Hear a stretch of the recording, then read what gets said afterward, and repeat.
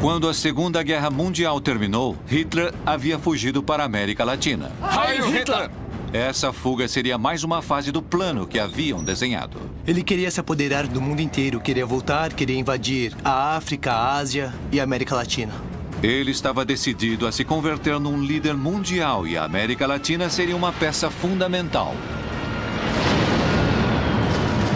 Se interessava a eles controlar a América, porque era uma maneira de derrotar os Estados Unidos. Daqui foram desencadeadas batalhas para o fortalecimento, a difusão e a preservação do nacionalsocialismo. Foi criada uma rede de espionagem para realizar diferentes missões.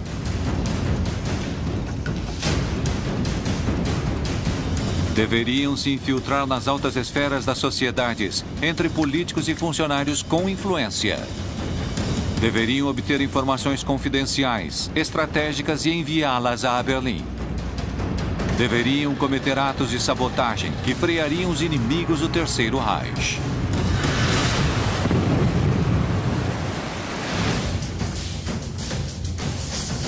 Terminada a guerra, nosso continente se transformou num refúgio de nazistas que escaparam da justiça. Pela Rota dos Ratos, chegaram à Argentina provavelmente 200 criminosos de guerra. Criminosos de guerra, não nazistas. Nazistas foram milhares. O plano de Hitler para um Reich dos 1000 anos seguia em curso e todos eles fariam com que a América Latina se transformasse num continente nazista.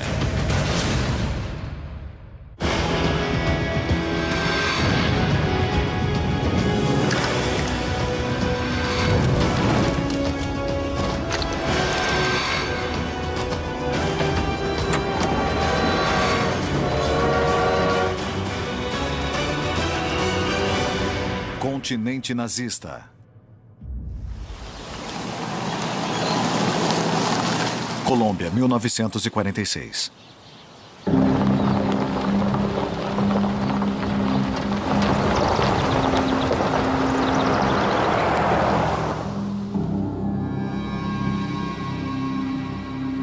Hitler sempre foi obcecado em perpetuar o nacionalsocialismo e expandi-lo ao mundo inteiro.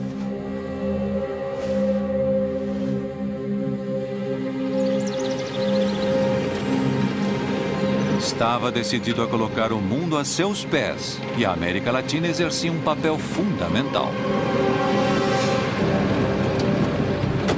O primeiro passo do plano já havia sido dado. O nazismo chegava à América Latina.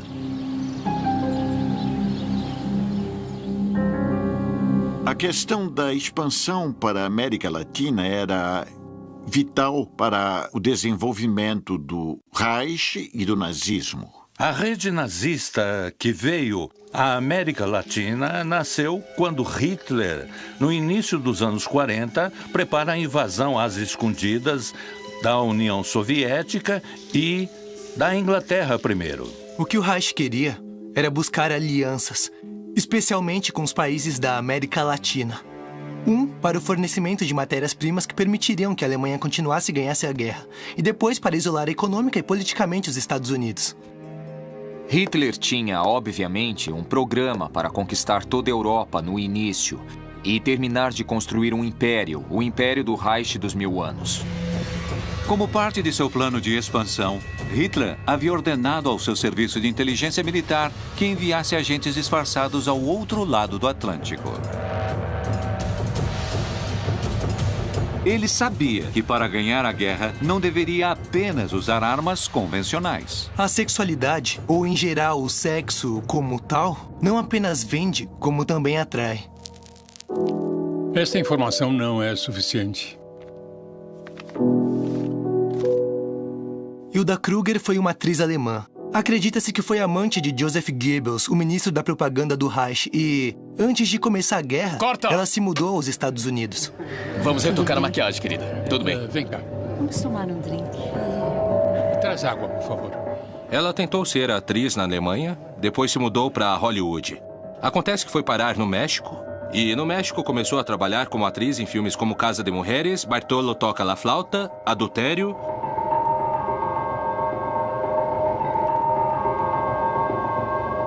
Sua presença chamava fortemente a atenção. Sua presença, evidentemente, denotava sua origem teutônica. Estava encantador. Olá, como vai? Bem, a senhora? Sim, estamos ganhando Era uma espaço, mulher muito território bonita, atriz de cinema, uma loira, estonteante, escultural, de 1,76 m. Sim, por aqui a recepção está Com ótima. licença. Claro. Quer se sentar? Estou adorando. Obrigado. Hilda Kruger se insere no mundo do cinema para, através desse mundo, se aproximar das pessoas que poderiam ser cruciais no manejo de informações. Para mim já basta, capitão. Eu acho que ele já bebeu demais. Parei. Não, obrigado. Porque ela sabe que está manipulando as outras pessoas. E as outras pessoas se tornam presas fáceis de suas artimanhas e de seus jogos eróticos. Ah, Tintin. Tintim. Olá, como tem passado? Eu vou bem. Eu aceito. Quanto tempo não nos vemos? Uma boa noite de descanso e tudo ficará E em normal. 3 meses, ela tem a metade do gabinete à sua disposição, o gabinete do governo mexicano. Os rumores apontam que ela havia tido relações amorosas com secretários de Estado na época da guerra. Há rumores dizendo que ela foi amante do homem que naquela época era secretário do governo, que era Miguel Alemán Valdés. Se relacionou com altas esferas do poder mexicano, incluindo presidentes, ministros, muita gente do meio. O que lhe permitia ter muita influência na política mexicana. Hilda Kruger escondia uma coisa por trás da maquiagem. Provavelmente ela não era uma excelente atriz. E o que se supõe é que, na verdade, essas atuações como atriz eram a camuflagem para poder levar a cabo outros tipos de atividades de inteligência, de receber informações e transmiti-las. Na verdade, apesar de ser conhecida como atriz, ela era uma espiã.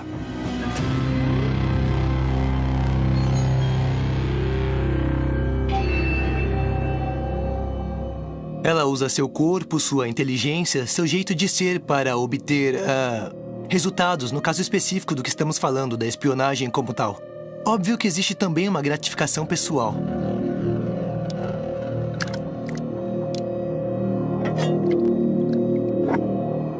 Uma mulher fria e decidida que jamais envolveu seus sentimentos e que sempre esteve disposta a tudo para cumprir com a missão da qual havia sido encarregada. Uma espiã não pode ser alguém totalmente pegado a uma pessoa, porque, em resumo, sua função como espiã seria um desastre.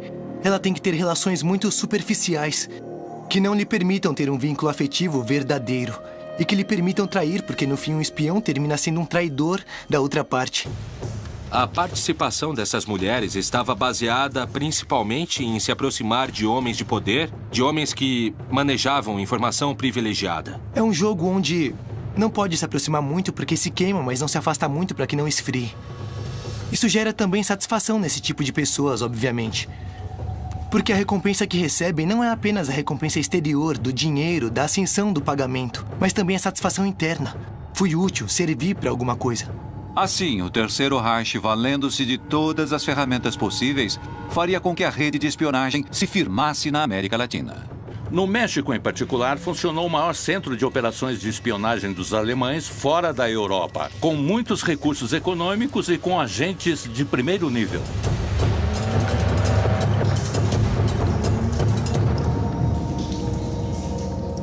A rede de espionagem vai se instalando gradualmente. E é uma rede que chega a ser muito eficaz. Ela tem 3 objetivos fundamentais. O primeiro deles é conseguir as matérias-primas estratégicas. O segundo é conhecer os movimentos militares que os Estados Unidos podem assumir. E o terceiro fator era a propaganda a favor dos nazistas. Hilda Kruger cumpria sua missão sem arma, além de sua inegável sedução e beleza. Hilda Kruger se transforma numa peça-chave para todas as atividades, porque é o enlace que permite a proteção do poder no México dessas atividades. Graças a ela, o Terceiro Reich conseguiria uma grande quantidade de segredos de Estado e informações estratégicas e confidenciais de suma importância para seu plano de hegemonia mundial. A rede nazista que o exército alemão comanda está encabeçada por um tenente que posteriormente sobe de posição. Seu nome é George Nikolaus.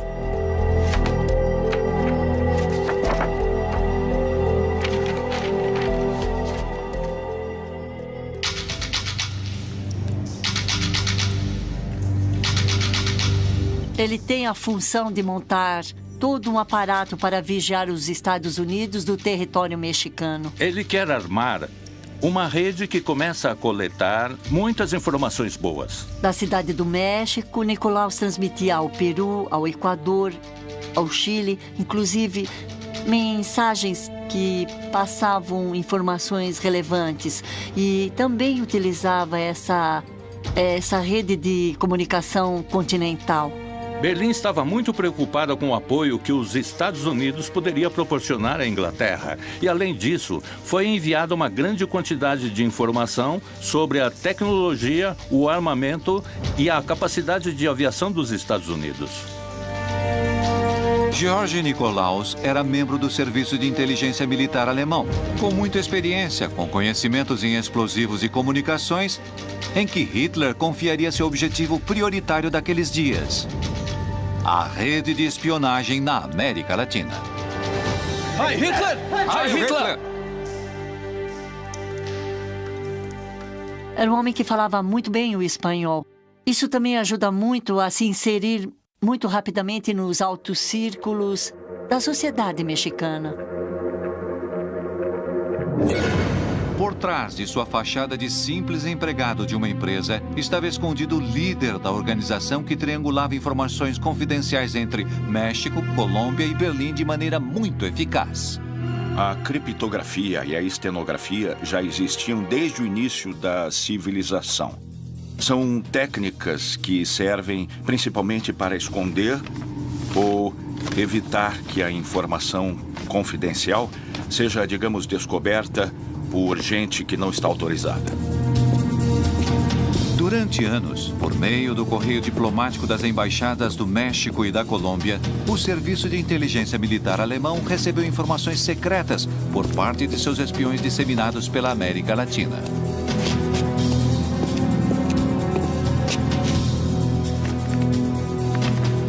A técnica do microfilme existe desde o início da invenção da fotografia e do microscópio. Ela consistia em reduzir uma fotografia até 200, 300, 900 ou 1000 vezes seu tamanho. Dessa maneira, poderiam enviar informação confidencial a todos os seus centros de inteligência. Passavam como um telegrama comum e corrente e, quando chegava com o microscópio, poderiam recuperar a informação.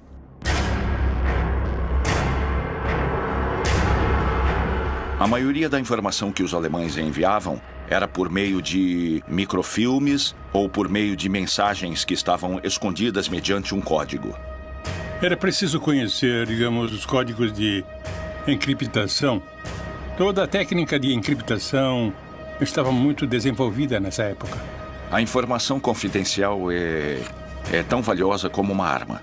Churchill dizia que a Segunda Guerra Mundial foi vencida por uma arma secreta que se chamava criptografia. Graças aos avisos de Nikolaus e seus agentes, o Terceiro Reich estava cada vez mais próximo de seus planos. Mas, cedo ou tarde, a ação da rede seria descoberta. Os organismos de inteligência norte-americanos, que estavam vigiando as atividades da rede de espionagem com base no México, emitem um grande informe e decidem agir. Inteirado das pressões norte-americanas sobre o governo mexicano, Hitler não se deixaria amedrontar e redobraria a aposta.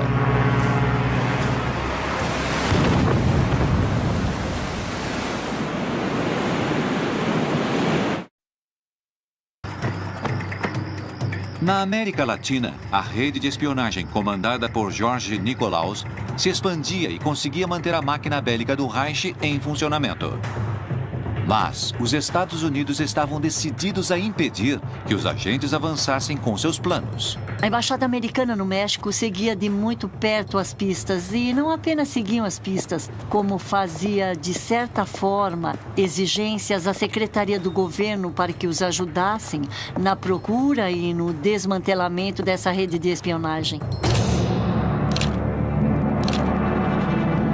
O governo da Alemanha, dentro do seu plano expansionista, envia submarinos até a região do Caribe, sobretudo para vigiar o andamento dos comboios que levavam material bélico para a Europa. Os Estados Unidos temiam que o México pudesse transformar seus portos em base para submarinos alemães. Assim, decidem pressionar o presidente mexicano a emitir um decreto para que apenas barcos, aeronaves e tropas norte-americanas pudessem navegar nessas águas, obrigando dessa maneira a abandonar sua neutralidade na Segunda Guerra Mundial.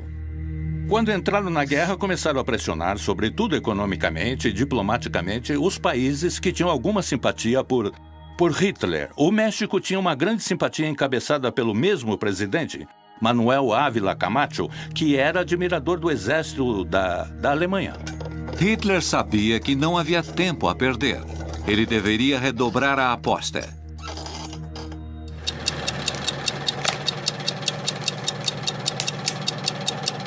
O Serviço de Inteligência Militar Alemão ordena então que Nikolaus execute uma das ações de guerra para a qual havia sido preparado.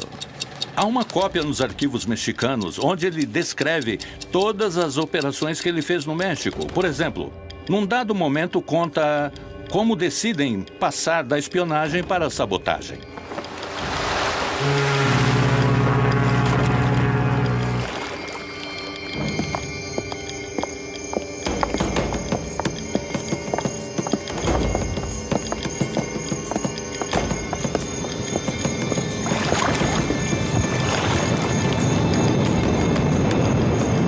Assim que Nikolaus levaria a cabo o primeiro atentado nazista do outro lado do Atlântico, o que serviria também para provocar pânico na região. Decidem boicotar um navio inglês que estava ancorado no porto de Tampico para colocar uma bomba relógio para que explodisse quando o navio inglês estivesse fora do porto.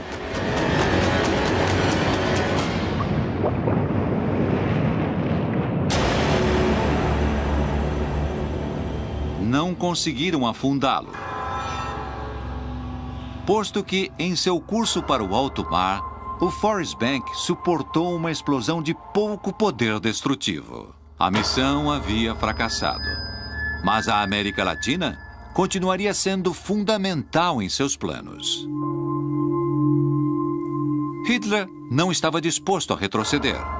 Começava a ficar claro por que ele havia escolhido o México como centro de operações.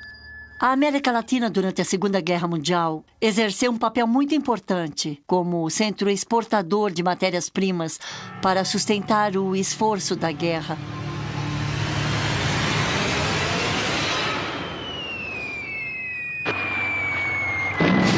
A maquinária da guerra precisa de elementos que possam colocá-la em funcionamento. A Alemanha queria o petróleo para colocar seus carros em funcionamento, os seus tanques de guerra, seus submarinos.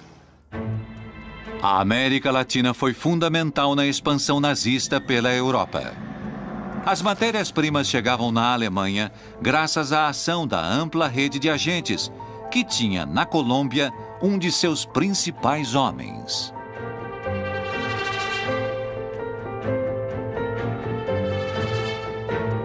Vogel era um empresário alemão na Colômbia que representava empresas alemãs em Bogotá, que reportava à embaixada alemã na Colômbia e que organicamente dependia de Nikolaus, que era lá no México o chefe, o coordenador da rede para a América Central. Max Vogel enviava informações a Jorge Nikolaus sobre o tráfico de insumos estratégicos entre a Colômbia e a Venezuela, que circulavam através do Canal do Panamá. A Colômbia era um país estratégico aos olhos dos Estados Unidos durante a Segunda Guerra Mundial por sua proximidade com o Canal do Panamá, sua localização ao norte da América do Sul e suas ilhas no Caribe. Como havia uma presença muito forte de submarinos alemães nessa região, os Estados Unidos estavam muito cientes do que acontecia na Colômbia e com a infiltração de espiões alemães. E o que acontece com a Alemanha e com os agentes que a Alemanha manda para cá é que eles se transformam numa máquina para fazer o contrabando lícito desses materiais. O continente tinha matérias-primas estratégicas como mercúrio, tungstênio, alumínio. O aço era necessário para poder fazer funcionar as máquinas na construção de embarcações e na construção de submarinos, principalmente. O tungstênio é fundamental para o desenvolvimento da indústria de armamentos, sobretudo para o uso de fuzis pelas tropas de infantaria. Essas matérias-primas se transformam em elementos estratégicos porque a Europa não as tinha, ou se tinha, estavam sob o poder dos nazistas. Mas o México ainda tinha uma coisa de suma importância para o Reich: uma extensa fronteira com os Estados Unidos, através da qual podiam vigiar e sabotar o principal aliado da Inglaterra. Uma das missões dos agentes alemães no México era justamente criar uma situação de conflito no México para provocar um problema aos Estados Unidos e para que os Estados Unidos tivessem alguns obstáculos para intervir na guerra europeia. À medida que se aprofunda a Segunda Guerra Mundial, cada vez mais a pressão dos Estados Unidos fica maior na América Latina. Pressão econômica, pressão diplomática, para que sejam firmados acordos de não vender nenhuma matéria estratégica para Hitler. E também fazem pressão para que nenhum produto que os Estados Unidos comprassem pudesse circular e ser mandado para a Europa. Uma vez que a guerra eclode, a Colômbia quis ser a aluna mais aplicada. A Colômbia queria dizer aos Estados Unidos que ela estava lutando duro contra a presença alemã no continente.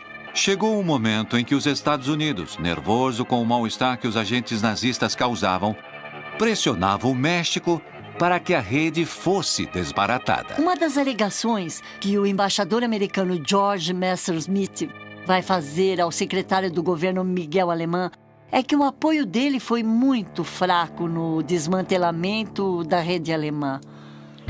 Enquanto isso, Hilda Kruger, Jorge Nicolaus, Max Vogel e muitos outros agentes seguiam atuando com total impunidade, sem sequer suspeitar que o final estava próximo. Quando os Estados Unidos descobrem o papel que Hilda Kruger exercia, eles a colocaram numa vigília de 24 horas. Seguiam todos os movimentos dela. A inteligência americana estava vigiando de perto cada um dos integrantes.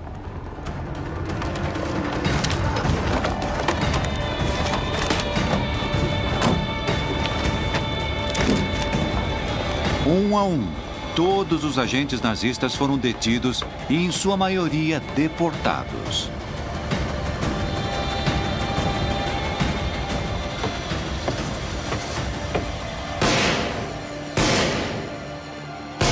Hilda Kruger também foi detida, mas seu destino seria muito diferente. Quando a prendem no México, Miguel Alemán intervém. Para que não a expulsem do país, ele a casa com um homem, uma figura muito famosa no México, que é o sobrinho do ex-presidente Porfírio Díaz, um homem que durou muitos anos no poder. E isso impede que os Estados Unidos a tirem do país, que a levem presa ou que a deportem para a Europa.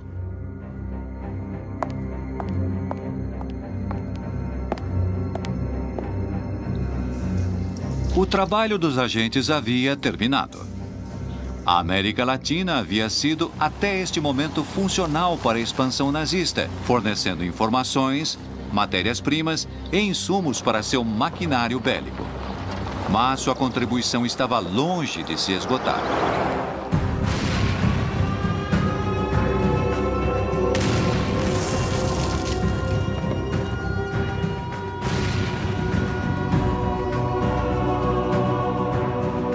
Em 8 de março de 1945, as tropas soviéticas ocupam Berlim. O alto escalão alemão aceita a rendição incondicional. Muitos hierarcas nazistas foram capturados e levados a julgamento. Mas outros, os mais poderosos, conseguiram fugir. Os nazistas, quando o Terceiro Reich caiu, sabiam que seriam procurados pela justiça.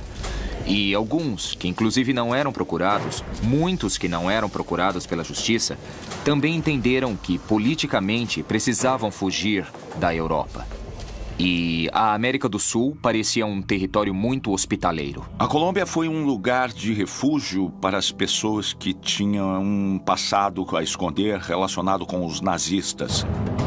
Muito antes da Segunda Guerra, quase desde o fim da Primeira, em países da América do Sul, como a Colômbia, como a Bolívia, como a Argentina, havia influência alemã também nas forças armadas, até nos exércitos, nas forças aéreas.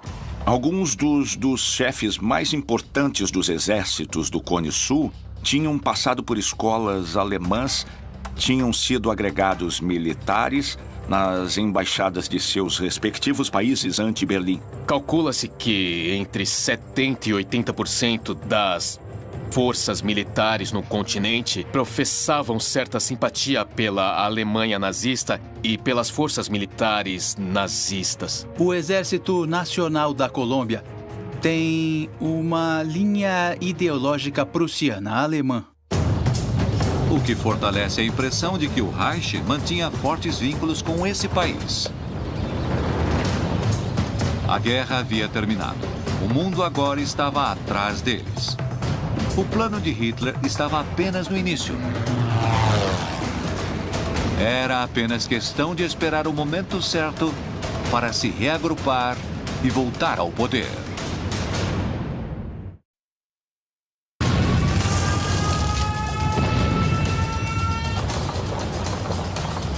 Desde antes da Alemanha se lançar à conquista da Europa, e para o caso de terem de enfrentar uma derrota, Hitler havia pensado no continente latino-americano como o lugar ideal para encontrar refúgio até que as condições voltassem a ser favoráveis para o nacional-socialismo. E a Colômbia se transformaria no centro do poder nazista, o lugar escolhido para que se tomassem todas as decisões daqui em diante.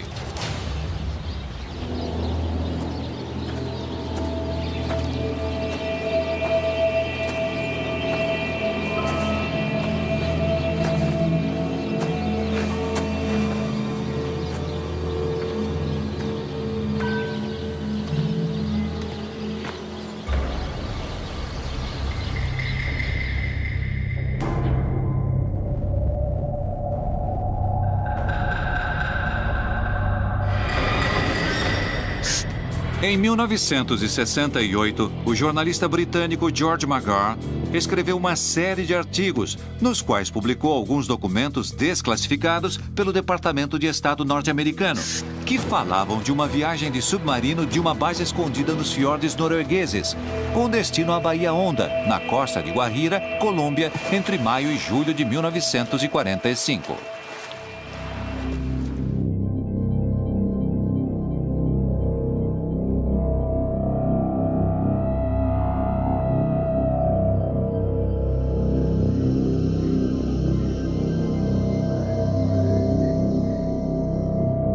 Mas será que essa viagem aconteceu mesmo? Esse submarino conseguiu esconder essa carga tão preciosa para os nazistas?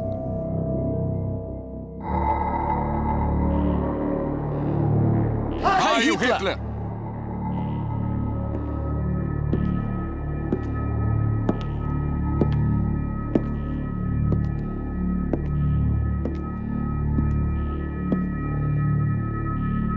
O relato do jornalista McGrath é rico em detalhes sobre a preparação da residência para a estadia de Hitler e seus homens, que viviam, a princípio, em total isolamento, nervosos, rodeados de tensão. Conta também que haviam montado uma antena e uma estação para radiodifusão, que era alimentada com baterias bem potentes. Na época do pós-guerra, havia uma estação próxima de Berlim que tinha 1 milhão de watts de potência. Podia se comunicar de Berlim com um submarino que estivesse no Atlântico Sul, submerso a 100 metros de profundidade.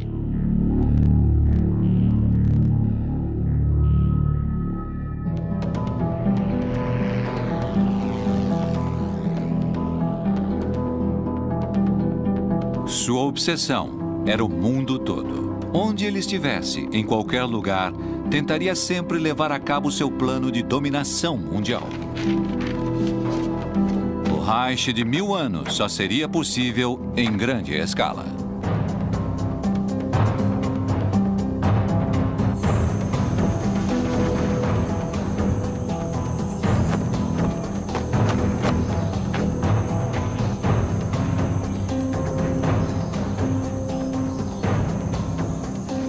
Uma figura como Hitler não pode desaparecer da face da Terra sem deixar uma lenda. Aqui existiam colônias de alemães desde antes da guerra. Alguns desses alemães haviam simpatizado com Hitler. Por aqui tinham passado seus espiões, tinham passado certo poder cativador do regime nazista. E, claro, aqui existiam as selvas da América Latina, onde Hitler poderia se esconder. Então, imaginem Hitler escondido em alguma selva esperando que as coisas no mundo mudassem. Não era de todo descabido. A hipótese de uma fuga para a Colômbia incluía a suposta chegada de um submarino a Guajira. Tinha havido, durante a guerra, muita movimentação de submarinos nazistas no Caribe. Os submarinos chegavam a Guajira e desembarcavam facilmente por aquelas rotas de contrabando, porque os espiões podiam se camuflar. É uma história. Quanto dela é lenda, quanto é verdade, provavelmente nunca saberemos. Alguns dos mitos ou das lendas ou dos episódios históricos sobre a morte de Hitler dizem que ele conseguiu sair vivo da Alemanha, dentro dos últimos submarinos que a Marinha Kriegs tinha à disposição. De todas as formas, essas hipóteses não eram outra coisa senão fantasias. Não há absolutamente nenhuma possibilidade de uma sobrevida de Hitler. É difícil que uma pessoa com traços tão marcadamente narcisistas como Hitler tinha tivesse a capacidade de fugir. Porque seria vergonhoso para ele no caso de ser capturado. Então, uma opção para esse tipo de pessoa é o suicídio. Hitler estava escondido num bunker no centro de Berlim que estava ocupada pelo Exército Vermelho. Ia fazer uma viagem até o fim do mundo, onde nos meses seguintes teria começar a chegar centenas de nazistas com seus perseguidores atrás. É uma coisa que, para mim, absolutamente não faz sentido nenhum. Mas o serviço de inteligência nazista não deixou nada entregue à sorte. Talvez, com o tempo, conseguiremos entender se a ideia de fuga para a Colômbia foi usada como uma isca para desviar-nos de pistas mais consistentes. O mistério hoje ainda persiste. Buenos Aires, 1949. Mas o que nunca foi nenhum mistério é que a América Latina funcionou, rendeu refúgio e impunidade aos nazistas mais procurados pelos crimes mais aterrorizantes. O porto de Buenos Aires seria o receptor dos criminosos nazistas enviados da Europa, procurando tapear os tribunais de justiça do pós-guerra. Um deles seria o responsável pela chamada solução final ao problema judeu. Isto é, a minuciosa planificação, coordenação e execução do genocídio do povo judeu, tanto na Alemanha como no resto da Europa.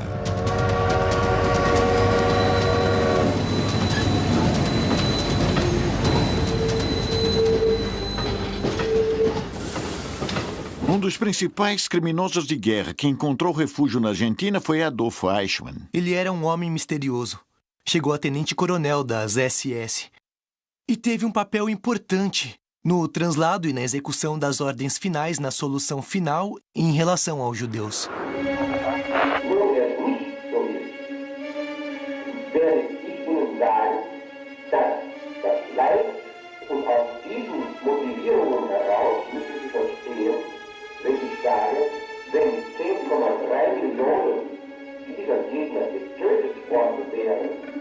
Era um burocrata, um homem que provavelmente nunca tinha matado ninguém pessoalmente, mas com certeza foi o responsável por milhões de mortes, porque era o encarregado de organizar as viagens aos campos de concentração onde iam matar os judeus.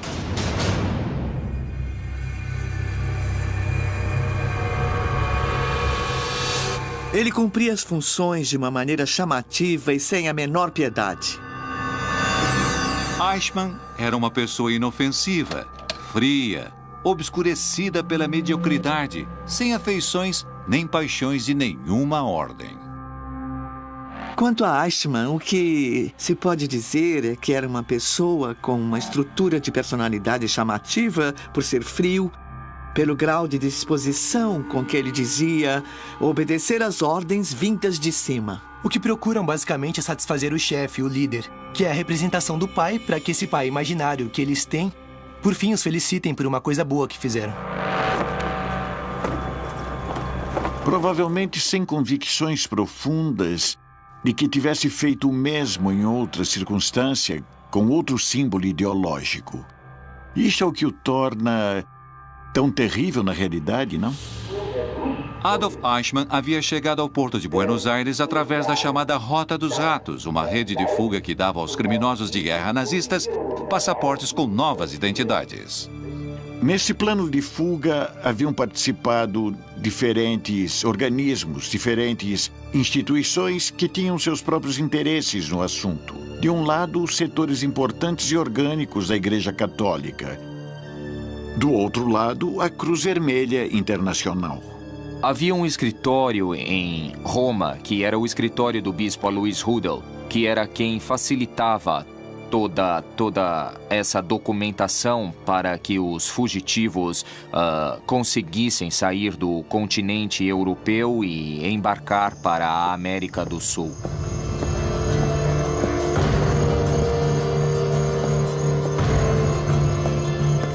Todos prestavam o serviço, digamos, de tornar seguras as rotas de fuga até as saídas da Europa, que era o mais complicado.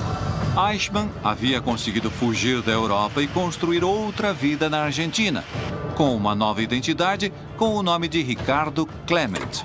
Uma vez em Buenos Aires, o Estado, naturalmente, fazia sua parte nisto, que era facilitar a tramitação de documentos argentinos e, em muitos casos, arrumar trabalho. Assim, Eichmann passava seus dias como operário na Mercedes-Benz. Do trabalho, regressava à sua casa. Jamais saía com sua esposa ou com seus filhos, não tinha amigos, levava uma vida bastante insignificante. Mas Eichmann não vivia tranquilo. Ele sabia que a qualquer momento poderiam encontrá-lo que, cedo ou tarde, os caçadores e nazistas viriam atrás dele. A perseguição aos nazistas que iam chegando à América Latina tinha duas fases. A última era a institucional, a do pedido de extradição de governo a governo. Agora, para que se pudesse pedir a extradição, era preciso saber onde estavam, com que nome, onde viviam, e essa tarefa era feita pelos caçadores de nazistas.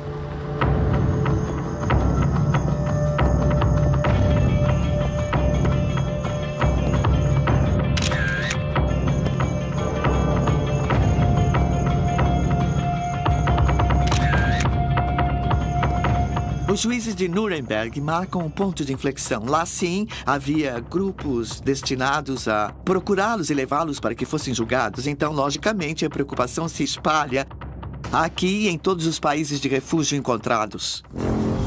Corriam os primeiros anos da década de 60. Nessa época, a maioria dos nazistas dispersos por toda a América Latina viviam paranoicos. Os processos de Nuremberg eram bastante conhecidos a nível internacional. O trabalho dos caçadores de nazistas ganhava adesões. Houve casos de julgamentos de extradição, casos que não puderam terminar porque os criminosos morreram, durante o processo de extradição, mas houve uma mudança na posição ou na atitude do Estado argentino. Fazia anos que não se tinha nenhuma notícia sobre Eichmann, mas uma célula do Mossad havia conseguido seu paradeiro. Agora, eles deveriam atuar com rapidez e com a lei. Haviam encontrado o responsável pela solução final e ele não deveria escapar. Era preciso levá-lo diante da justiça. Os agentes do Mossad que estavam atrás dos passos do responsável pelo genocídio de 6 milhões de judeus deviam atuar com rapidez. Eichmann estava naquela casa. Não poderiam permitir que ele fugisse. Não deveriam se deixar levar por sentimentos de vingança.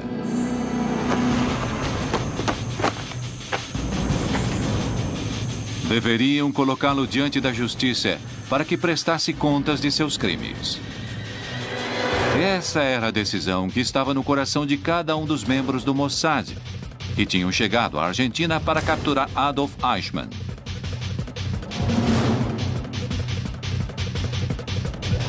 Eichmann sabia que cedo ou tarde os israelitas iriam descobrir seu paradeiro.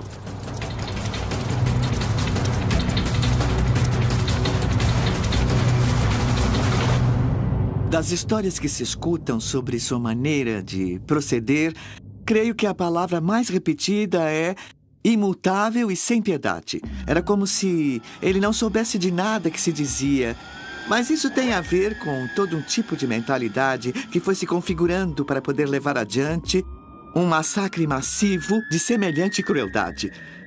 Hoje em dia, talvez diriam que ele tinha traços psicopatas muito fortes, o que ele não tinha. Por isso, talvez sua frivolidade era empatia. Era incapaz de se colocar ao lado do outro e de seu sofrimento. Não sei se talvez se ele tivesse consciência do mal absoluto, para chamar de alguma maneira, que ele estava cometendo.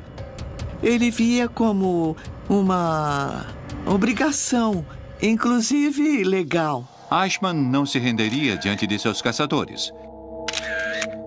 Contudo, apesar de não se sentir culpado, não vivia tranquilo. Tinha sempre a sensação de que estava sendo perseguido. E não estava errado. Chegou um momento em que sua paranoia foi pura intuição.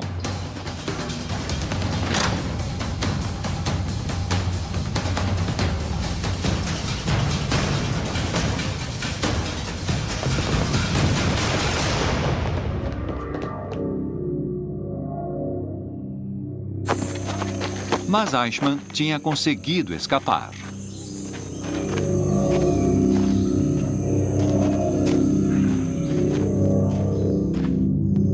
Estava convencido que não poderia continuar muito tempo mais em liberdade. Durante o tempo em que Eichmann esteve em Buenos Aires, ele estabeleceu contato com outro nazista que estava na Argentina. Neste caso, um holandês que se chamava Willem von Sassen.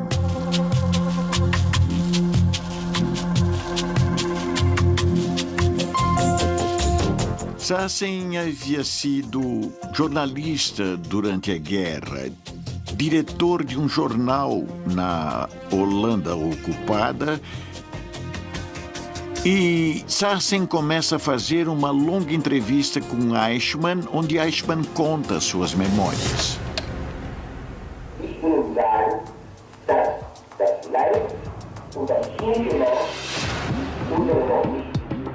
Eichmann havia decidido conceder uma entrevista a Sassen para dar sua versão dos feitos e mudar a imagem que o mundo tinha dos nazistas, mas não sabia que esse seria o começo de seu fim.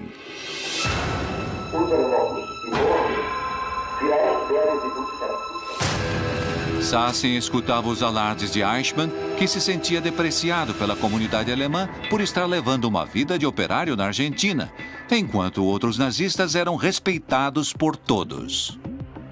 O método da entrevista que Sassen fazia com Eichmann era: primeiro gravava, Sassen transcrevia a gravação da entrevista e Eichmann corrigia a próprio punho a entrevista transcrita.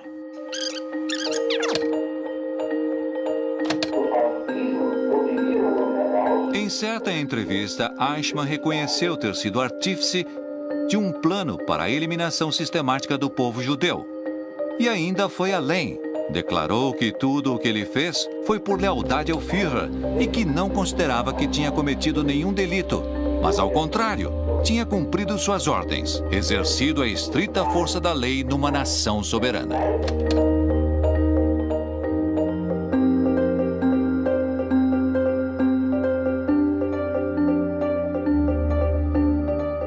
Uma pessoa como essa não demonstra nenhum tipo de culpa. Em parte porque eles consideram que não agiram errado. Fogem com o temor de um castigo que eles julgam ser injusto. Mas não porque eles genuinamente em sua estrutura de personalidade tenham agido mal. Pessoas que, sem ser de verdade sociopatas, sem ser de verdade ruins, terminam executando atos atrozes, envoltos em todo o emaranhado do Estado, e chegam a ascender dentro dessa mesma hierarquia, que era o afã final de Eichmann, ser um funcionário eficiente. O assunto de Eichmann dando essas entrevistas, na realidade, tem a ver com que não havia nada indigno, não havia uma especulação. Bom, eu não tenho que falar disso porque me condena. Para ele, genuinamente, eles não cometeram nenhuma ação reprovável. Tudo foi culpa de um Estado que os motivou, que os levou a levar a cabo essas ações.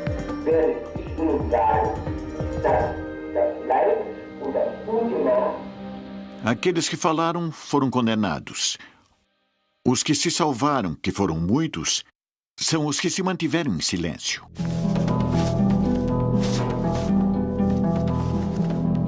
Eichmann não sabia que a difusão de seus depoimentos alertaria o mundo sobre sua presença na Argentina.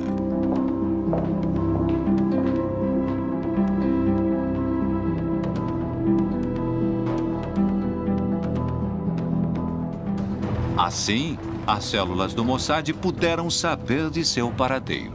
O plano da captura uma vez mais estava em andamento. Os dias de Eichmann em liberdade estavam contados.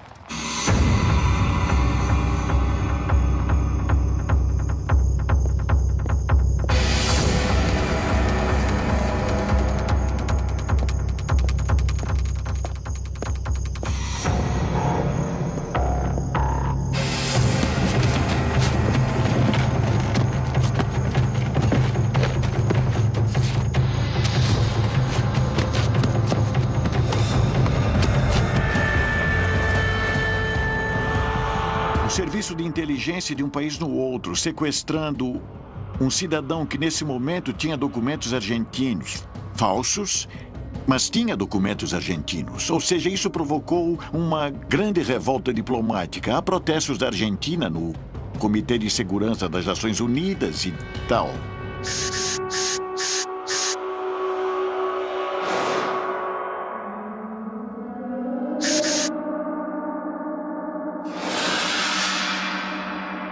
A queda de Eichmann é o resultado de uma operação impecável, diria eu, do Serviço de Inteligência de Israel, através de uma perseguição de muito tempo a Eichmann e seus familiares na Europa.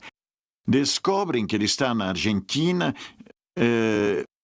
mandam uma equipe, o localizam. Quando têm certeza de que é ele, mandam outra equipe para sequestrá-lo e levá-lo a Israel, onde ele é julgado.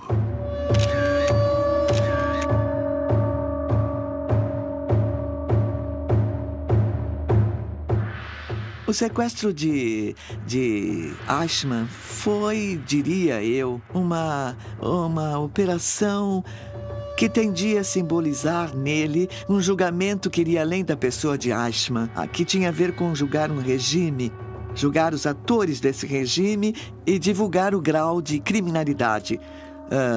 Por isso, o julgamento tem um valor simbólico muito importante. Eichmann foi levado a julgamento em Jerusalém E apesar da enorme quantidade de provas em sua conta, seria o colaboradador Wilhelm Sassen quem faria chegar aos juízes do tribunal os originais das transcrições da entrevista corrigidos a próprio punho por Adolf Eichmann. Esse método de entrevistas, essa coisa que faziam, acabaram sendo condenatórios para Eichmann quando as transcrições chegaram a Israel, ao tribunal encarregado de julgá-lo. Em defesa dele, se Eichmann, ele mesmo afirma que o que ele fez foi cumprir ordens e que ele era um funcionário que simplesmente estava executando ordens, sem nenhum tipo de ideia de moral ou mesmo de compaixão pelas decisões que estava tomando. Era uma admissão de próprio punho das coisas das quais o acusavam. Wilhelm Sassen terminaria sendo o que entregou Adolf Eichmann.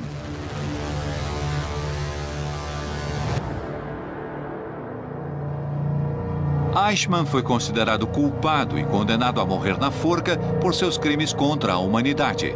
Suas últimas palavras foram: longa vida à Alemanha, longa vida à Áustria, longa vida à Argentina. Nunca me esquecerei. Tive que obedecer às regras da guerra e da minha bandeira. Eu estou pronto.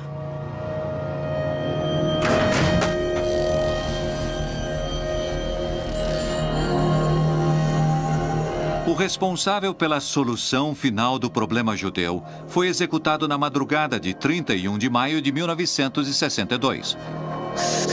A notícia da execução de Adolf Eichmann ressoou por todo o mundo.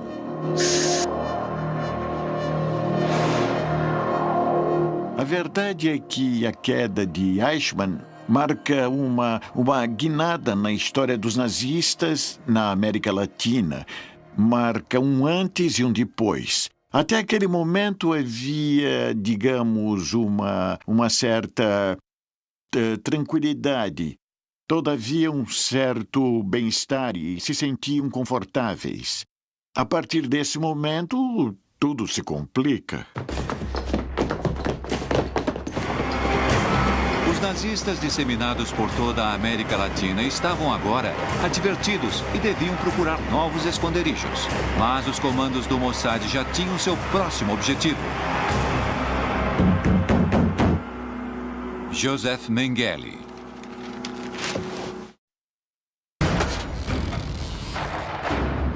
A notícia da execução de Adolf Eichmann ressoou por todo o mundo. Conscientes da posição de indignação mundial contra o nazismo e ante a possibilidade de que viessem atrás deles, os nazistas disseminados pela América Latina que se sentiam rodeados deveriam fugir.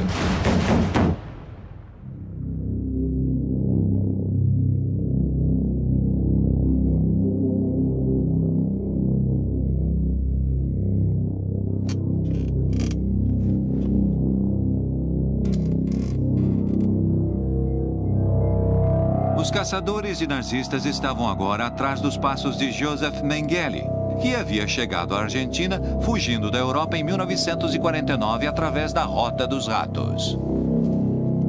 Pela Rota dos Ratos chegaram à Argentina provavelmente 200 criminosos de guerra. Criminosos de guerra, não nazistas. Nazistas foram milhares. Houve certa ajuda do Vaticano através do que se chamou Red Line, uma série de monastérios nos quais se hospedavam aqueles que fugiam.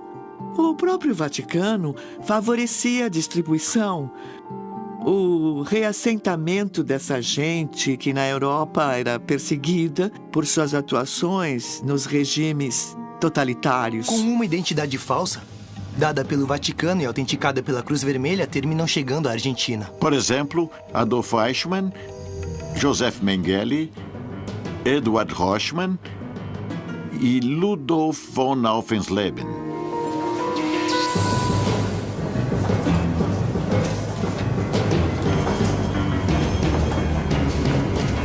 Misturado com os imigrantes que chegavam em busca de uma nova vida, longe da Europa devastada pela guerra, o Anjo da Morte entrou na Argentina vindo de Gênova com o passaporte da Cruz Vermelha Internacional e uma nova identidade.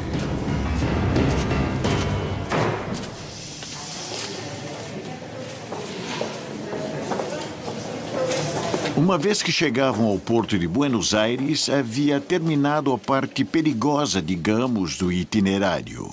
Aqui em Buenos Aires havia uma combinação que dependia da Direção de Imigrações. Essa comissão de assessores confidenciais era coordenada por Carlos Fuldner, que pertencia à Divisão de Informações da Presidência da Nação. Desde então, foi que sabemos que isso era do conhecimento e da aceitação da cúpula do poder. A rede de fuga denominada Rota dos Ratos demonstra até que ponto a América Latina foi funcional aos planos de perpetuação do nazismo depois da derrota na Segunda Guerra Mundial, permitindo a fuga dos criminosos de guerra ao nosso continente.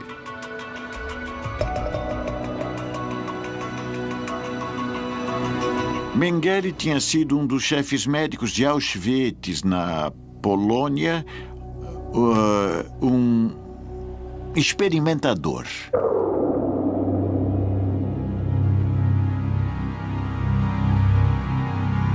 Ele tinha, no campo de Auschwitz, ele tinha um território muito amplo, né? com muitas cobaias, muitas cobaias. Então ele podia fazer coisas extraordinárias, né? Produzia diferentes experimentos genéticos de uma gravidade enorme. Onde fazia experimentos com gêmeos vivos, operando um deles para ver como era a reação no outro e tudo mais. E tudo isso com uma falsa premissa de investigação científica. Ele injetava corantes nos olhos dos judeus para ver se não mudava de cor, para ver se não deixava a cor dos olhos azul, como ele queria, que o Hitler queria que fosse tudo azul. Então ele cegava as pessoas colocando aquele corante. Imagina, né? A crueldade. Mas em compensação, ele trouxe alguns conceitos bons para a medicina. Do que eu estou convencida é que não tem justificativa, nem moral, nem ética. Creio que apenas uma mente muito perturbada pode conduzir esse tipo de pesquisa. Ele era um homem culto, do tipo que escutava música clássica, que gostava de se vestir bem, que lia, que dominava idiomas. Era todo o contrário da imagem de brutalidade, de prepotência e de sadismo que associamos em geral com os nazistas e tudo isso. E, no entanto, naturalmente era sádico até extremos impensáveis. E tudo que o Mengele fez, eles negam. A comunidade científica europeia, principalmente, nega qualquer benefício científico que ele tivesse produzido. Joseph Mengele havia conseguido encontrar a tranquilidade na Argentina. Se sentia protegido pelo poder político, a salvo de qualquer perseguição. Socialmente, Mengele foi um homem muito aceito na Argentina. E eu diria que em certos círculos bem visto. Viveu na Argentina, primeiro com um nome falso e depois, a partir do ano de 56, pediu uma retificação de sua identidade e viveu com seu verdadeiro nome. Sem dúvida, a presença de todos eles na Argentina teria sido impossível sem o encobrimento por parte do próprio Estado argentino. Mengele tinha importantes vínculos com o poder local, inclusive com o presidente argentino daquela época. Perón contou em 1970 que Mengele o visitava e lhe contava que tinha um estábulo em Tigre, ao norte de Buenos Aires, onde as vacas pariam bezerros gêmeos. Essa experiência, ele também, como médico cientista que ele era, muito famoso, ele conseguiu desenvolver inseminação artificial para dar também animais com doble. Mas isso não evitaria que ele voltasse a se sentir na mira da justiça. A notícia sobre o sequestro de Eichmann o levaria a abandonar sua vida tranquila em Buenos Aires. A queda de Eichmann em maio de 1960 é um rompimento, é uma reviravolta na história dos nazistas depois da guerra. O comando do Mossad retomaria agora a procura de um dos emblemas do nazismo, Mengele.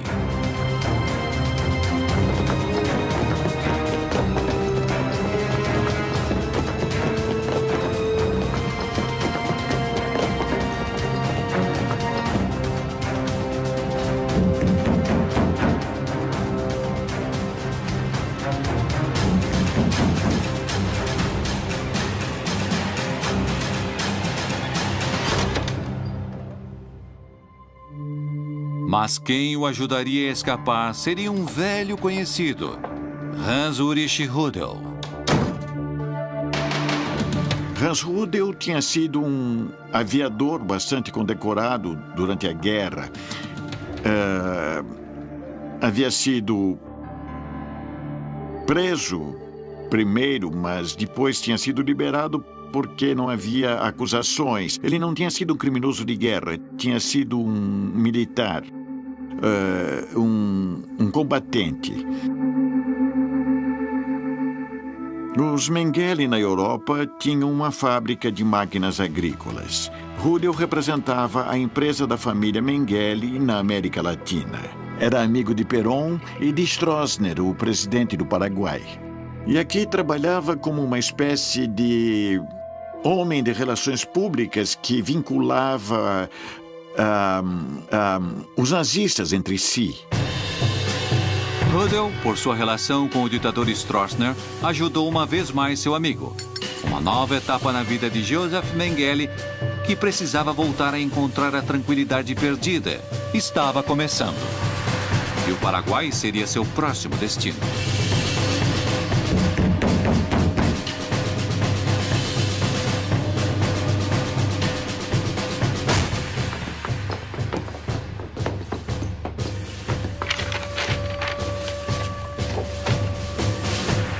O anjo da morte tinha conseguido escapar. Por pouco. Os agentes do Mossad não deixariam de persegui-lo. Precisavam capturá-lo. Vivo ou morto.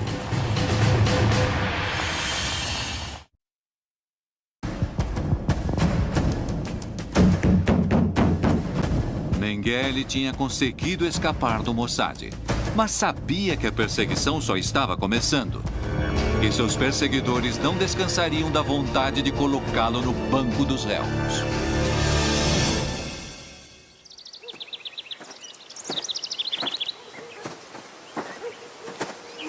Paraguai, 1960. O anjo da morte recuperava assim a tranquilidade. Voltaria a contar com a proteção do poder. Desta vez, no Paraguai. Quando Mengele vai embora da Argentina e se estabelece no Paraguai, ele obtém a cidadania paraguaia em tempo recorde, fraudando, naturalmente, seu tempo de permanência no país. Haviam dado a ele 5 anos, mas falsificam todas as datas e, para tanto, os alemães residentes no Paraguai o ajudaram.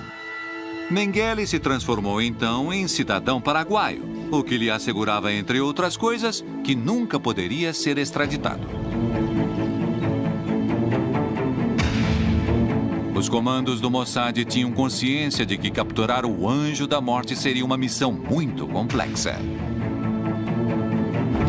Enquanto isso, os agentes do Mossad reviravam sem descanso Argentina, Uruguai, Bolívia e Chile, até que uma pista os levou ao Paraguai. As horas de Mengele em liberdade estavam contadas.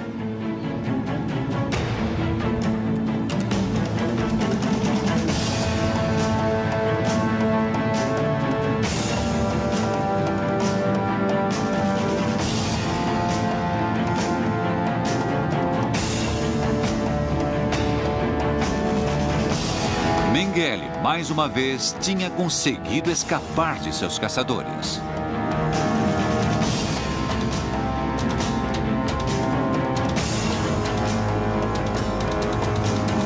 Ele faz viagens ao sul do Brasil, particularmente a uma região que se chama Cândido Godói.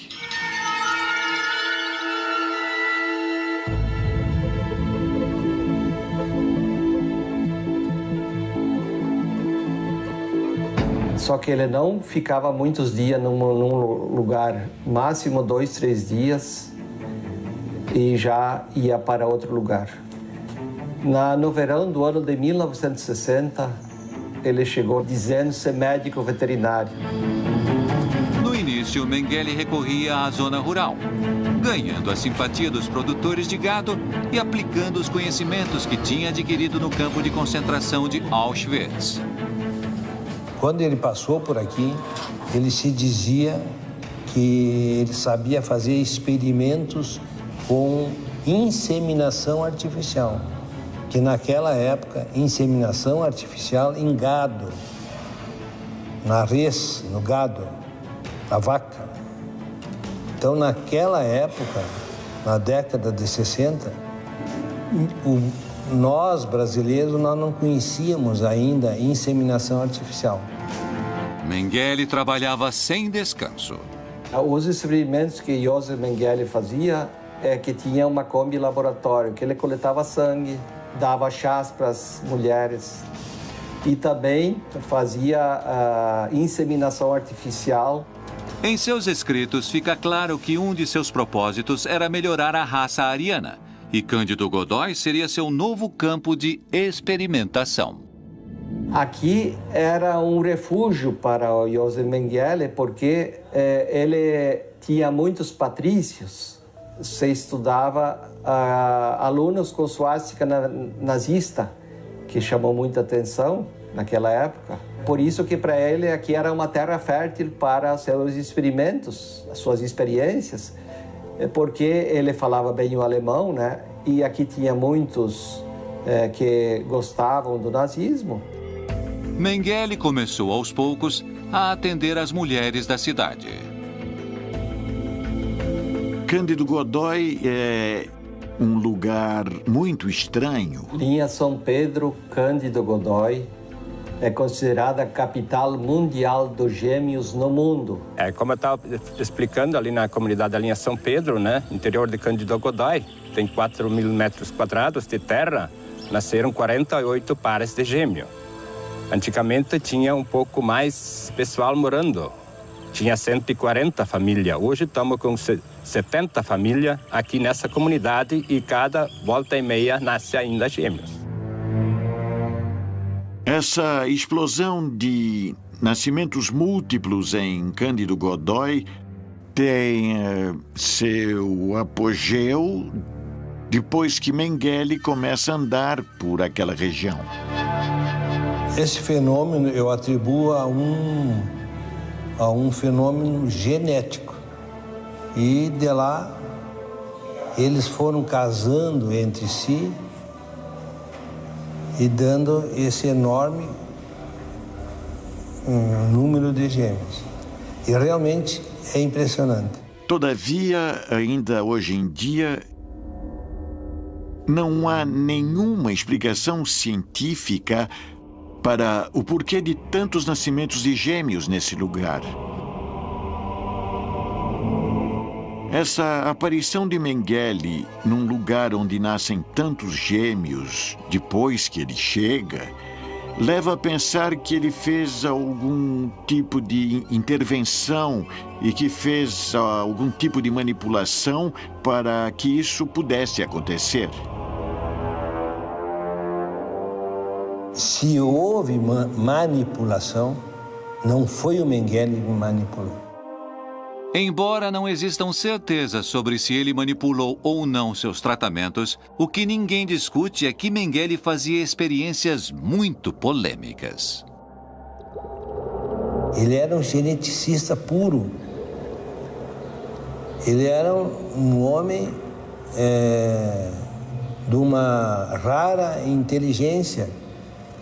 Ele era um cientista, mas em cima de tudo isso, pelo que ele fez, ele era também um louco. Indubitavelmente, as investigações genéticas e outros experimentos de Mengele foram bastante excepcionais para aquele tempo, o que seguramente não tem nada a ver com uma concepção de beneficiar a humanidade. Era um cientista prestigiado, apesar da perversidade de seus trabalhos científicos, como o que ele fez com os gêmeos, ciganos e outros, onde conduzia diferentes experimentos genéticos de uma gravidade enorme. O homem realmente era um intelectual, né? Mas por trás disso, ou pela frente, ou por dentro, escondido, ele trazia um monstro, que ele era um monstro. Mas a obsessão de Mengele pela investigação científica não conseguia afastar seus temores. O atormentava, sobretudo, a ideia de ser capturado e julgado. Alguém que soube gozar da impunidade como ele não suportava a ideia de ter que prestar contas a ninguém.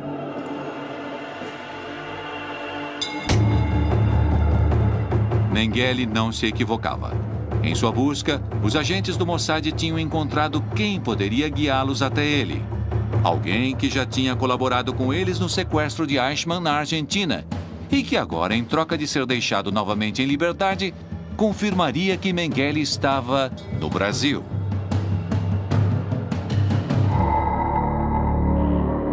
Willem Sarsen, em seu interrogatório, ofereceria informações certeiras sobre o paradeiro do Anjo da Morte. Mengele tentava continuar com suas pesquisas. Não sabia por quanto tempo mais conseguiria se esconder do braço da justiça. De uma torre que mandou construir na granja onde vivia, ele podia ver todos aqueles que se aproximavam. Os agentes do Mossad tinham Mengele diante de seus olhos, mas não podiam agir. Deveriam esperar a autorização. Depois do escândalo que havia sido armado com Eichmann, não poderia haver nenhuma outra coisa a não ser investigar e levar os resultados até os governos para que pedissem a extradição formal. Mais uma vez, os agentes do Mossad tinham uma pista consistente sobre o paradeiro de Mengele, que sabia que cedo ou tarde viriam atrás dele. Mas a ordem não chegou e a operação teve que ser cancelada. Dias depois, Joseph Mengele voltaria a desaparecer.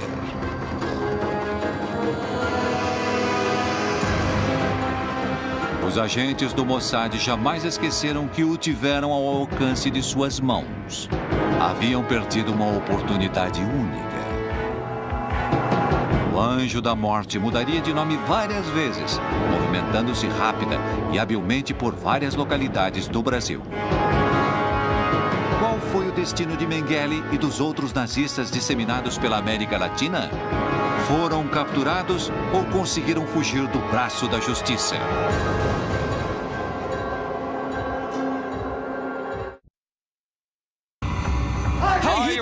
Muito antes do início da Segunda Guerra Mundial, Hitler tinha posto seus olhos na América Latina. O papel que nosso continente exerceu nos objetivos traçados por Hitler foi fundamental, posto que daqui foram originadas várias batalhas para a expansão, difusão e preservação do nacionalsocialismo, com o objetivo de instaurar um Reich para os próximos 1000 anos. A conformação de uma rede de espionagem com o centro no México havia sido declarada de máxima prioridade por Hitler. Seus melhores agentes vieram realizar diferentes missões. Deveriam se infiltrar nas altas esferas da sociedade entre políticos e funcionários com influências. Deveriam conseguir informações confidenciais, estratégicas e enviá-las a Berlim. Deveriam cometer atos de sabotagem. Encarregado dessa rede de espionagem, o Serviço de Inteligência Militar alemão nomeou o oficial Jorge Nikolaus, especialista em explosivos e comunicações. A ele reportavam Max Vogel, especialista em operações financeiras e da Bolsa. Hilda Kruger, uma bela atriz que tinha a missão de seduzir e corromper funcionários do governo. Dessa maneira, durante vários anos, a rede de espionagem a cargo de George Nikolaus forneceu à Alemanha toneladas de matérias-primas e insumos que lhe permitiram avançar sobre quase toda a Europa. Mas, uma vez concluída a guerra, a América Latina tinha mais a oferecer. O plano de Hitler não aceitaria uma derrota. Nosso continente se transformou num esconderijo de nazistas que escaparam da justiça. Criminosos como Eichmann e Mengele estiveram na Argentina. Eichmann permaneceu em nosso continente até seu julgamento. Mengele também encontrou aqui o lugar para continuar seus experimentos e escapar dos caçadores de nazistas. E com eles, tantos outros. Muitos nazistas simplesmente vieram fugindo e morreram no país que os escondeu no mais absoluto anonimato. Alguns outros foram capturados e extraditados para logo serem julgados na Europa. A grande maioria conseguiu escapar e jamais, nem sequer foi citada a depor numa esfera judicial por suas responsabilidades. O caso mais emblemático talvez tenha sido o de Joseph Mengele, que viveu sob o amparo do poder político e assim conseguiu se instalar na Argentina, no Paraguai e no Brasil. No ano de 1979, quando foi noticiada a morte de Joseph Mengele na praia de Bertioga, em São Paulo, essa pessoa reconheceu na televisão que tratava-se de Joseph Mengele. Mas só que isso não foi desvendado, porque naquela época tudo era mistério, não se sabia quem ele era. Então não foi dado muita importância. Dizem que ele morreu quando entrou no mar para tomar um banho na praia de Bertioga, em São Paulo, e teve um infarto como um idoso comum. O estranho é que Mengele não sabia nadar. Mengele escapou.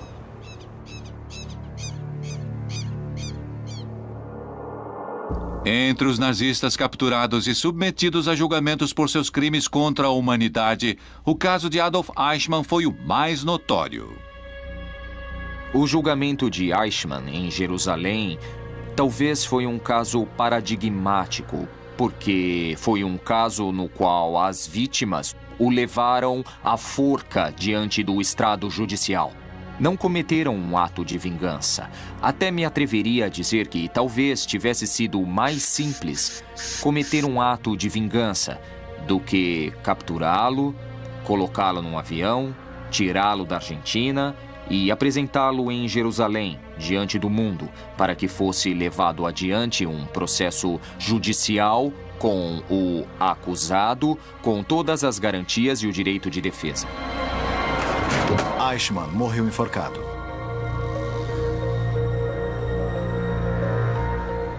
No caso da rede de espionagem nazista que funcionava no México, seus agentes foram detidos e, em sua maioria, deportados. Quando os Estados Unidos descobrem o papel que Hilda Kruger exercia, colocam uma vigília de 24 horas nela. Eles se dão conta que ela é uma peça fundamental porque é a conexão com o governo mexicano, então decidem neutralizá-la. Exercem pressões, muitas pressões econômicas, para que o governo mexicano a detenha. Sobretudo, precisam chegar ao presidente, porque a pessoa que está protegendo-a é o segundo na presidência. É o secretário do governo mexicano. É o ministro do interior, o que tem o controle de toda a política interna. Logo que Miguel Alemán Valdés emitiu sua deportação, Hilda Kruger continuou sendo sua amante durante um tempo, para mais tarde desaparecer da cena pública por vários anos, até que em 2004 aparece a notícia de sua morte em um luxuoso apartamento da Quinta Avenida na cidade de Nova York. Kruger morreu sozinha.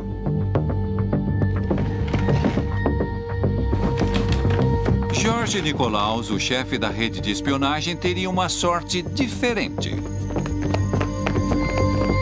Ele é detido em 1942. Os Estados Unidos, por pressão deles, obrigam o governo mexicano a capturá-lo. Ele é mantido preso numa base em Bismarck, na Dakota do Norte. Quando a Alemanha se rende dias depois, ele chama os agentes do FBI que o mantinham preso e decide fazer a confissão de suas atividades no México. Neste interrogatório, Nikolaus admitiu ter recebido, da parte do Serviço de Inteligência Militar alemão, a missão de liderar a rede nazista de espionagem no México. Contou com riqueza de detalhes sobre o atentado falho ao navio de bandeira inglesa Forrest Bank, em alto mar. Explicou como mandavam a Berlim os segredos de Estado e a informação confidencial que conseguiam com funcionários dos governos do México e da Colômbia. Com o tamanho dessa confissão, o FBI o mantém por um curto período na prisão, depois do qual se desconhece qualquer outro dado sobre o paradeiro do espião nazista George Nikolaus. Nikolaus, paradeiro desconhecido. Max Vogel também foi extraditado aos Estados Unidos em 1946. Com o interrogatório em que ele forneceu dados sobre as operações financeiras do Reich na Bolsa de Bogotá, sobre a troca de informações entre Colômbia, México e Berlim e sobre a operatividade do Canal do Panamá, seu rastro se perde para sempre. Vogel desaparecido.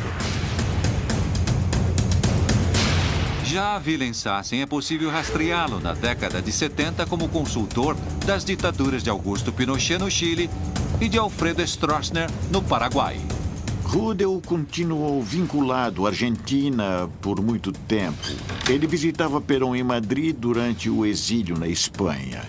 E depois voltou à Argentina em 1978 para a Copa do Mundo de Futebol, fazendo um trabalho muito estranho também, falso seguramente, porque era assessor do diretor técnico da seleção alemã de futebol, com credencial e tudo mais. Hans-Ulrich Rudel continuou com toda a impunidade assessorando nazistas por toda a América Latina e foi um dos mais destacados agentes que jamais teve que se ver diante da justiça. Rudel, impune.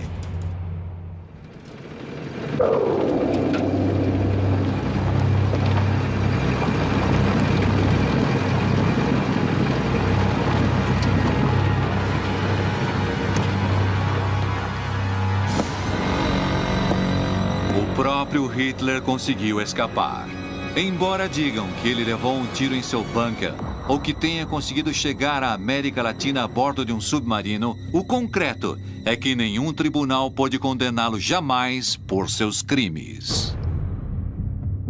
Não podemos dizer que o capítulo dos julgamentos dos criminosos nazistas está concluído.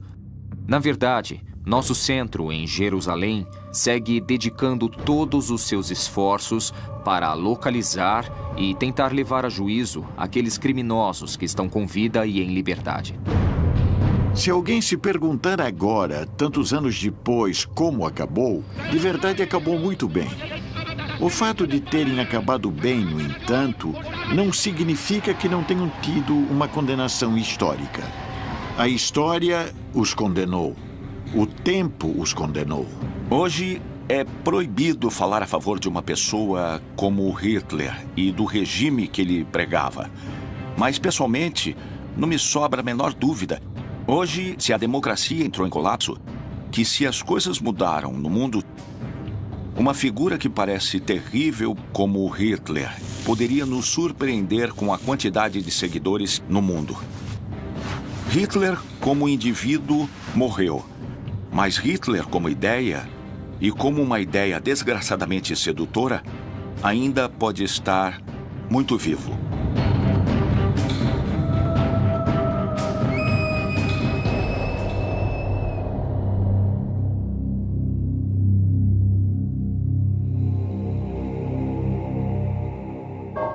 Sua presença chamava fortemente a atenção.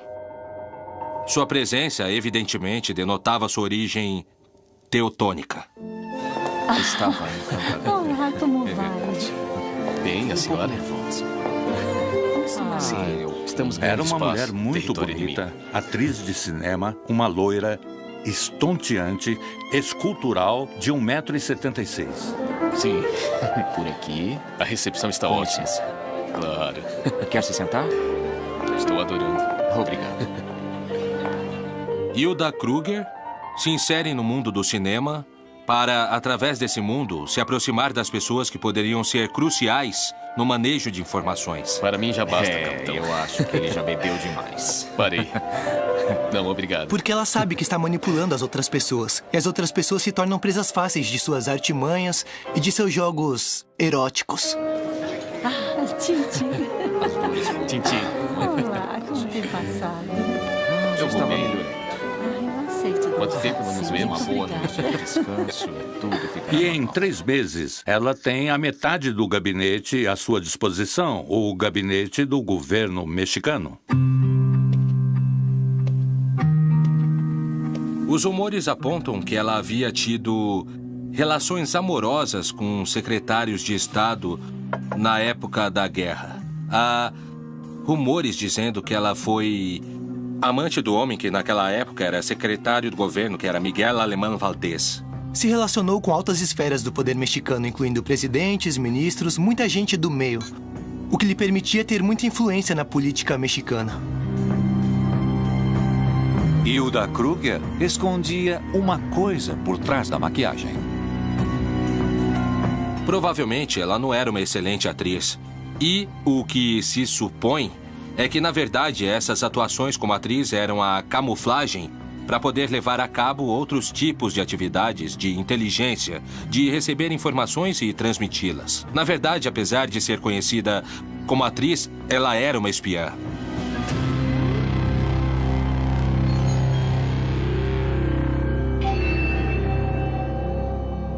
Ela usa seu corpo, sua inteligência, seu jeito de ser para obter resultados, no caso específico do que estamos falando, da espionagem como tal.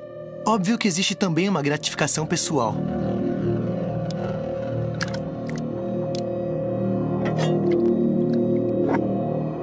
Uma mulher fria e decidida que jamais envolveu seus sentimentos e que sempre esteve disposta a tudo para cumprir com a missão da qual havia sido encarregada.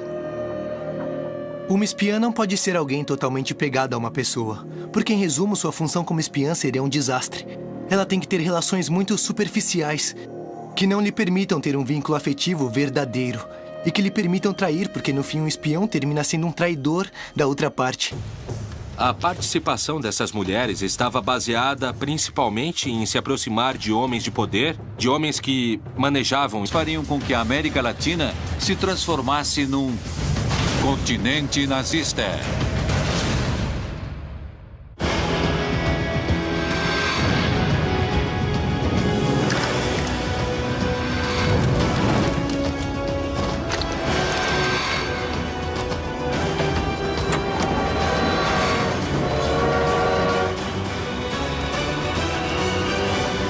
Continente nazista.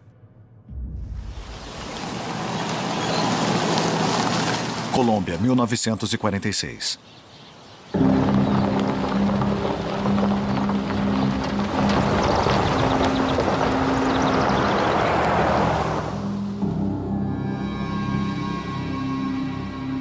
Hitler sempre foi obcecado em perpetuar o nacionalsocialismo e expandi-lo ao mundo inteiro.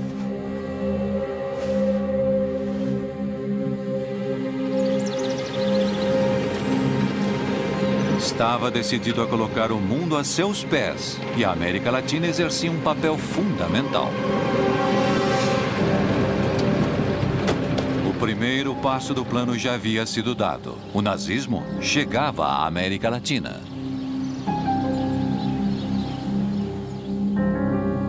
A questão da expansão para a América Latina era vital para o desenvolvimento do Reich e do nazismo. A rede nazista que veio à América Latina nasceu quando Hitler, no início dos anos 40, prepara a invasão às escondidas da União Soviética e da Inglaterra primeiro. O que o Reich queria era buscar alianças, especialmente com os países da América Latina. Para o fornecimento de matérias-primas que permitiriam que a Alemanha continuasse e ganhasse a guerra, e depois para isolar econômica e politicamente os Estados Unidos. Hitler tinha, obviamente, um programa para conquistar toda a Europa no início e terminar de construir um império, o Império do Reich dos 1000 anos. Como parte de seu plano de expansão, Hitler havia ordenado ao seu serviço de inteligência militar que enviasse agentes disfarçados ao outro lado do Atlântico.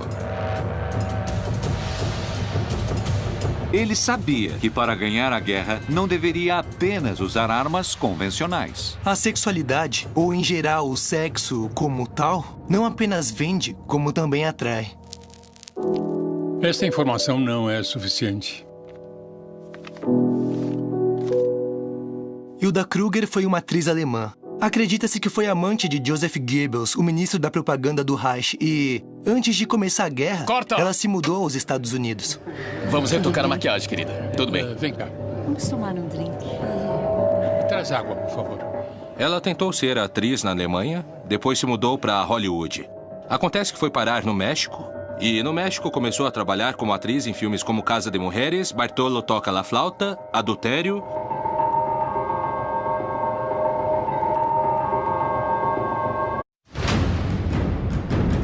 Quando a Segunda Guerra Mundial terminou, Hitler havia fugido para a América Latina. Heil Hitler! Essa fuga seria mais uma fase do plano que haviam desenhado. Ele queria se apoderar do mundo inteiro, queria voltar, queria invadir a África, a Ásia e a América Latina. Ele estava decidido a se converter num líder mundial e a América Latina seria uma peça fundamental. Se interessava a eles controlar a América, porque era uma maneira de derrotar os Estados Unidos. Daqui foram desencadeadas batalhas para o fortalecimento, a difusão e a preservação do nacionalsocialismo. Foi criada uma rede de espionagem para realizar diferentes missões.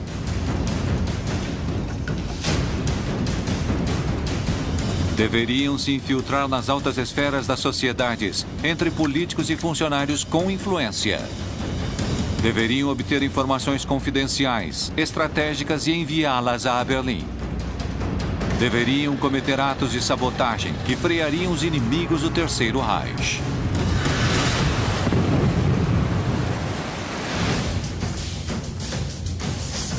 Terminada a guerra, nosso continente se transformou num refúgio de nazistas que escaparam da justiça.